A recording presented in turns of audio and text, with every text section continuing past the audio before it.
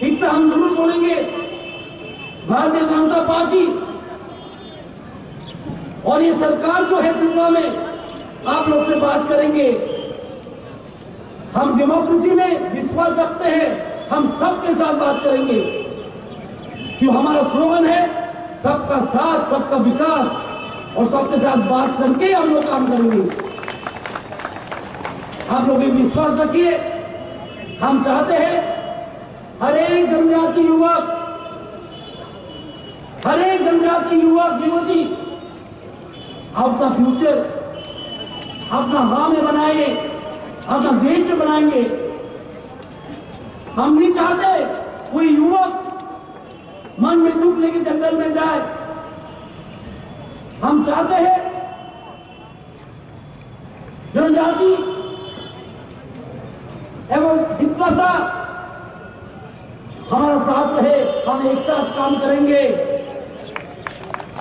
और ये सरकार और हमारा ये राज्य सरकार विश्वास करता है इस बात को। आपको सरकार के पास जाना जरूरत नहीं है, सरकार आपके पास आएगा, ये सरकार आपके पास आएगा। और कांग्रेस जैसा ओनली वोट टाइम नहीं आएगा। कांग्रेस को आता है 5 साल में एक बार, वो भी आता है मांगने के लिए, करने के लिए नहीं। कांग्रेस आता है 5 साल में एक बार, और वो भी देने के लिए नहीं आता है, मांगने के लिए आता है। वोट दो, हमको वोट दो। हम करने के लिए आता है।